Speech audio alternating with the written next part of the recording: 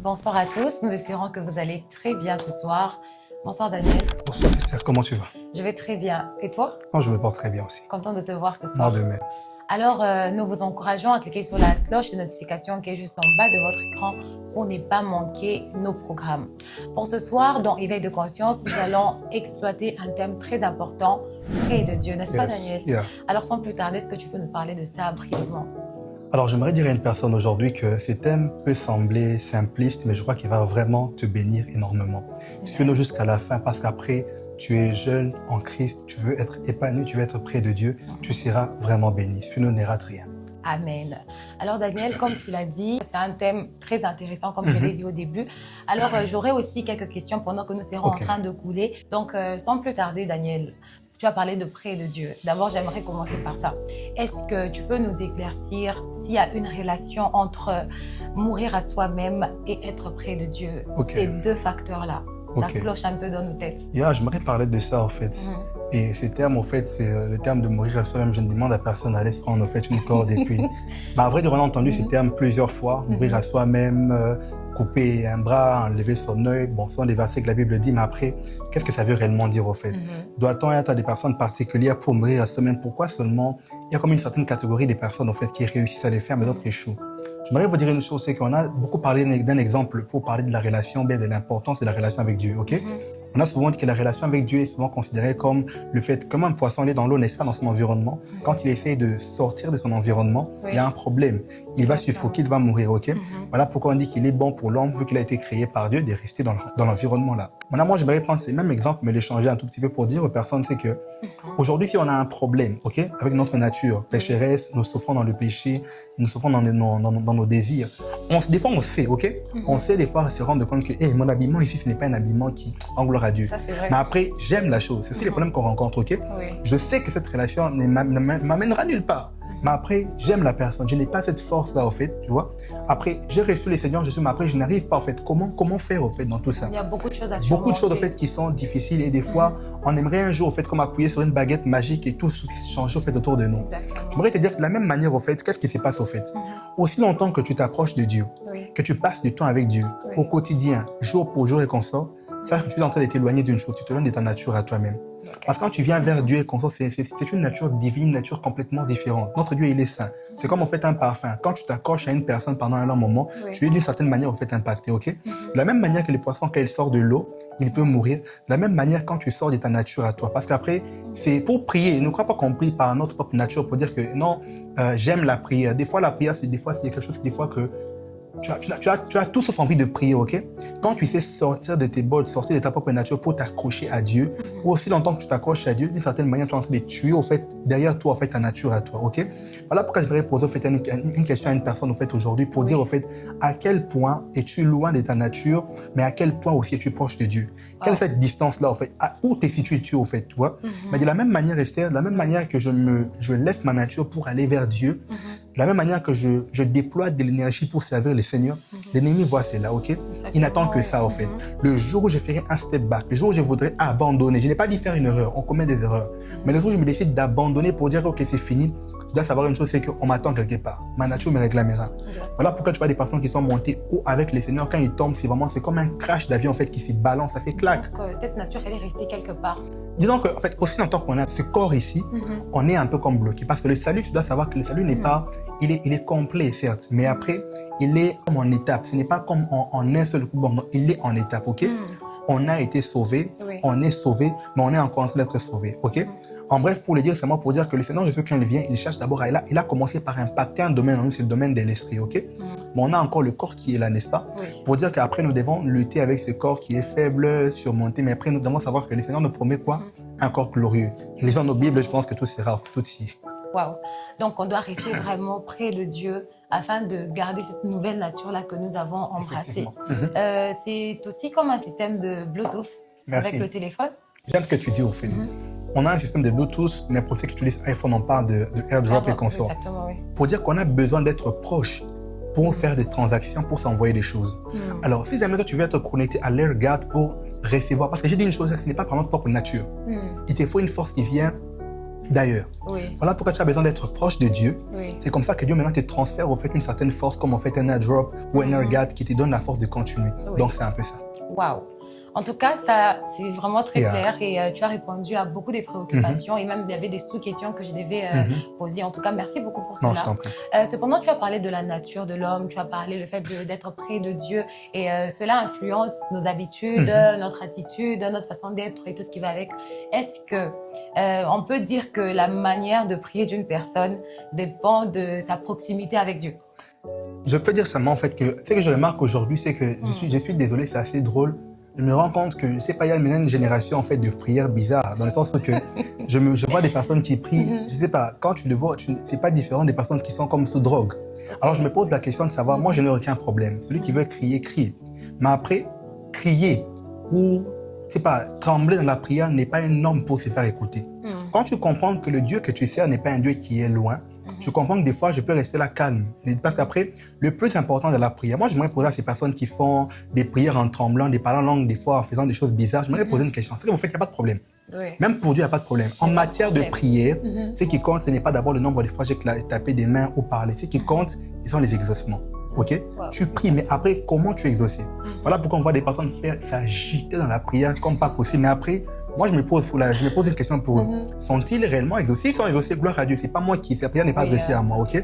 Parce qu'après, je me dis, quand on est proche de Dieu, d'une certaine manière, même notre manière de prier, au fait, doit refléter des fois que Dieu, il est proche, tu vois un peu? Même quand on a des problèmes et qu'on sort, parce qu'après, Dieu n'entend pas d'abord la voix de nos voix. Moi, je crois dans le monde, le fait, tout parle, ok? Même la foi parle, au fait, tu vois? Dieu écoute la foi. Voilà pourquoi tu vas voir, il y a des personnes qui ne parlent pas beaucoup, ils sont très calmes, mais après, en eux, au fait, ils sont en train de discuter avec Dieu. Parce que c'était la voix que Dieu devait écouter. C'est la méditation?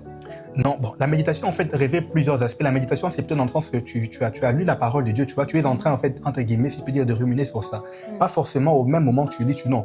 Je peux lire aujourd'hui, partir quelque part, 2-3 jours après, continuer à méditer. Là, je parle, en fait, dans le sens que peu importe, tu peux parler ou pas, mais en toi, Dieu est en toi. Dieu écoute ton cœur, tu vois un peu. Dieu écoute même les larmes, tu vois. Dieu écoute même les gestes. La prière n'est pas que les paroles. La prière, c'est tout cet aspect-là, en fait. Voilà pourquoi c'est comme un exemple pour dire qu'un parent peut quitter, toi tu es à Chypre, n'est-ce pas? Ton père quitte le pays pour venir te rendre visite à Chypre, ok? Et toi, tu as un besoin urgent, ok? Un besoin vraiment présent. Tu te dis, ben, c'est tellement important qu'il faut qu'on parle. Il y a des choses qu'on parle face à face, tu vois un peu? Tu viens voir papa à la maison. N'oublie pas une chose. C'est pas parce que toi tu viens voir papa que lui n'est pas, rappelle-toi, il est venu avant, en fait, tu vois. C'est pas parce que nous venons vers Dieu dans sa présence, ou bien nous venons pour prier que c'est comme si c'est nous que nous approchons. Nous rappelons, c'est Dieu qui est venu vers nous en avance, ok? Donc, il a déjà franchi l'étape de venir vers nous. Donc, quand on vient vers lui, donc, c'est un peu anormal de voir des fois une manière de prier. Je sais pas si les gens prennent ça, mais c'est un peu comme si on veut prier par tendance. Ou des fois, on se comporte comme des personnes qui sont sous drogue, alors que s'il faut parlons à Dieu normalement. Mais après, comme je dis, le plus important, c'est l'exaucement. C'est d'être exaucé, gloire à Dieu. Donc, c'est un peu ça. Waouh. En tout cas, merci encore pour cet éclaircissement. En tout cas, c'est vraiment très important. Et il y a aussi un autre point, en tout cas, c'est vraiment très fréquent. Et j'aimerais vraiment que tu rebondisses sur cela, que tu nous éclaires. C'est le fait, toujours de la proximité, être près de Dieu. Mais nous avons vraiment l'impression que les hommes veulent être proches des hommes que de Dieu. Je ne sais pas si tu vois ce que j'essaie de dire. En fait, c'est dommage parce qu'après, on voit aujourd'hui des hommes qui... Les hommes courent après les hommes, sortir ensemble, relation amoureuse. Les femmes courent après et consortent. Tu vas voir des hommes donner, je sais pas, toutes sortes de noms, en fait. Aujourd'hui, on t'appelle mon poussin, c'est pas ma brebis. Bon, tout ce que vous voulez comme nom. Ça va du bon vouloir, ok, donner un nom. Mais tu vas te rendre compte qu'en matière de relations avec Dieu, on néglige. On est partout. Donc, il y a des personnes qui n'ont même pas un nom qui donne à Dieu. Donc, ça veut dire rien du tout. Ça veut dire qu'on ne force même pas, en fait, tu vois. Alors qu'on s'attache beaucoup plus aux hommes, aux relations qu'on a. Mais après, on se soucie même plus de la relation qu'on a avec Dieu, en fait, tu vois. Je crois qu'aujourd'hui, pour beaucoup de personnes, même moi, forcément, pourquoi on ne prie pas forcément des heures et des heures. Mais quand même, ce souci-là qu'il y a en nous, tu vois, un peu. Genre, j'ai passé ma journée sans prier, ça fait mal, tu vois. J'ai passé ma journée sans parler avec Dieu, ça fait mal, tu vois. Et ça, dans cette génération, en 2024, en fait, c'est... Beaucoup nous manquons cela, en fait. On est un peu attiré par beaucoup de choses, mais on n'est plus vraiment fait attiré par Dieu. Moi, la question, je me dire à une personne aujourd'hui une chose, c'est que qu'est-ce qui t'a poussé à devenir chrétien? Ou qu'est-ce qui t'a poussé au fait à venir vers Christ? Si tu te rappelles du pourquoi tu viens vers lui, je crois que tu vas maintenant comprendre quelle est ta responsabilité dans la relation que tu as avec ces dieux-là. Et surtout que c'est une décision vraiment personnelle, c'est pas parce qu'après, excusez-moi les termes, mais les gens pensent des fois que Dieu est bête. Il faut dire que de la même manière qu'un homme, moi, je peux savoir qu'une personne vient vers moi pour des intérêts. Dieu le sait. Il le sait même avant que tu viennes, il le sait très bien. Donc Dieu sait des personnes, on dit en toi, quand tu pries, il sait que ces mains-là qui se lèvent, c'est intérêt, et qu'il n'y a rien. Il le sait très bien. Mais fort malheureusement, en fait, on le saura à la fin du temps. Et c'est ce qui est très dangereux, en fait. On a l'opportunité d'aimer Dieu pour ce qu'il est vraiment, en fait. Et si on peut le faire, faisons-le. N'attendons pas après, en fait. Faisons-le maintenant. Donc, en quelque sorte, vraiment offrir à Dieu la proximité qu'il faut. Et parce que, en tout cas, c'est vrai, nous croyons qu'il y a des hommes de Dieu, nous croyons qu'il y a des personnes que Dieu a placées sur notre chemin. Ces personnes qui nous permettent, même si je peux dire, de rencontrer Dieu ou de vivre Dieu d'une certaine manière. Cependant, tomber dans ce piège-là d'être près de Dieu par ces hommes-là. Dans le sens qu'on doit comprendre que Dieu a placé des hommes qu'on doit honorer. Ça peut être des pasteurs, toute forme de serviteurs de Dieu qui puissent exister, ok? On doit les honorer qu'on sort. Mais on ne peut en aucun cas faire passer notre relation avec Dieu après ces personnes-là, ok? Nous, on honore les pères. Nous, on respecte les pères. On obéit aux pères. On ne cherche pas de faire des rébellions ou quoi que ce soit qu'on sort. Nous croyons que Dieu peut nous parler à travers eux. On le croit certainement. Mais ce n'est pas parce qu'on me demande de faire une chose qui va à l'encontre de la relation, mais de la chose avec Dieu que je le ferai. Ma mère m'a toujours dit une chose, Daniel. Si je te demande aujourd'hui au fait d'aller, entre guillemets, voler ou faire quoi que ce soit qui est bizarre, quand c'est à l'encontre de la volonté de Dieu, je ne suis pas là pour faire des scandales, crier, mais je ne le ferai pas. Le plus important, c'est d'abord la relation avec Dieu et consort. On voit des personnes bizarrement très soumises au Père, mais des insoumis aux yeux de Dieu. Très polis au Père, mais des impolis aux yeux de Dieu. Tu vois, et c'est anormal. Parce que les gens croient maintenant qu'aujourd'hui, entre guillemets, parce que venir à l'église, servir dans un département, c'est servir Dieu. Tu peux servir à l'église pendant un long moment, mais sans pour autant servir Dieu. Proche d'un pasteur, le côtoyer, tenir un sac, si tu veux tenir les sacs. Même mon sac est là, je peux tenir mon sac si tu veux. Je refuse pas. Déjà là, à la sortie. Oui, à la sortie, il n'y a pas de problème. Mais après, tu peux faire toutes ces choses, mais sans pour autant être proche de Dieu. Ok? Servir les hommes, c'est bien. Dieu aime ça. Servons les hommes. Parce que comment tu peux vouloir servir Dieu que tu ne vois pas, mais sans pour autant servir l'homme que tu vois? Ok? Pas seulement les hommes de Dieu. Servons-nous les uns les autres. Voilà les pièges. Ok? On dit beaucoup donner aux hommes de Dieu. Non, donnons-nous. Ok? Voilà des personnes qui multiplient les dîmes à côté, mais ne savent même pas donner au monde à l'autre. Tu vois? Voilà pourquoi Dieu nous dit une chose, c'est que pour dire que tu es proche de moi et qu'on sort, Dieu a dit une chose que j'aime beaucoup. Il dit une chose, c'est que à la fin de ça, je vous dirais que moi, j'étais nu, mais vous ne m'avez pas vêtu. J'étais en prison, mais vous ne m'avez pas rendu visite. Mais les gens vont se poser la question, mais pourquoi? Comment? Parce que pour vous, vous pensez qu'être proche de Dieu, c'est quoi? Aller à l'église, servir, mais négliger les personnes qui sont faites autour de vous. En matière de honorer les pères, honorer les hommes de Dieu, tu es champion. Mais en matière d'aider ton prochain qui manque, tu n'es même pas là. C'est ça le plus grand piège. Que Dieu nous fasse grâce. Waouh. En tout cas, ça, c'est juste waouh. Merci beaucoup, Daniel, pour cela. Et je crois que tu as vraiment dit vrai. Tu as vraiment dit vrai. En tout cas, restons près de Dieu. C'est ça qui est très important. Il y a une dernière question. Parce que c'est quelque chose que nous rencontrons. Moi, je me dis, ça ne dépend pas de l'âge, ça ne dépend pas de qui tu es. Parce qu'il nous arrive à tous de pécher. Alors, nous avons des personnes qui préfèrent, après avoir péché, se retirer. Maintenant, vu que notre thème, c'est près de Dieu, qu'est-ce que tu en penses en fait? Est-ce que nous devons vraiment rester? Quand je parle de rester là, c'est ce moment-là de se retirer, est-ce que c'est important ou comment? Vous savez, je veux dire une chose qui est très importante. Cette question, on l'a posée par beaucoup de personnes. Beaucoup de réponses ont été données, mais je ne veux pas te dire que je suis extraordinaire, mais écoute bien cette réponse. Écoute-moi très bien dans les thèmes que je vais employer. J'ai dit une chose. Quand le péché, bien, prenons un exemple. Si on te frappe, toi, Esther, on te frappe et qu'on sort, et que tu es à côté de la maison, tu vas chercher à fuir où? Bien sûr, à la maison. Tu sais que tu fuis pourquoi là? Parce qu'après, tu sais qu'il y a des hommes forts. Oui. Mais imaginons que la maison où tu veux fuir, tu sais que là-bas, il y a vraiment des incapables ou des faibles. Et qu'il y a à côté un kiosque, il y a des personnes fortes. Tu iras où? Bien sûr, au kiosque. Il faut dire qu'à chaque fois qu'on est frappé quelque part ou on a quelque chose qui nous fait mal, on cherche bien quelque chose de plus fort pour combler. Ok? Je voudrais dire une chose au fait, c'est que quand tu comprends, le fait, Dieu a donné au fait un secret, mais qu'on ignore. L'amour de Dieu.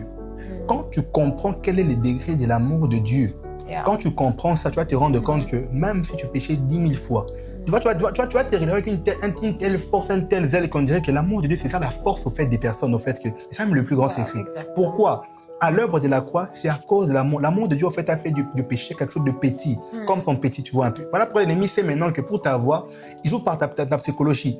Pour que tu puisses rentrer dans la croix, encore dans des remords, alors que il sait que si tu t'approches de Dieu, si tu restes près de lui, tu comprendras que là, c'est au fait la solution en fait à ton problème, tu vois. Oui. Le problème du péché, la solution, c'est dans l'amour de Dieu.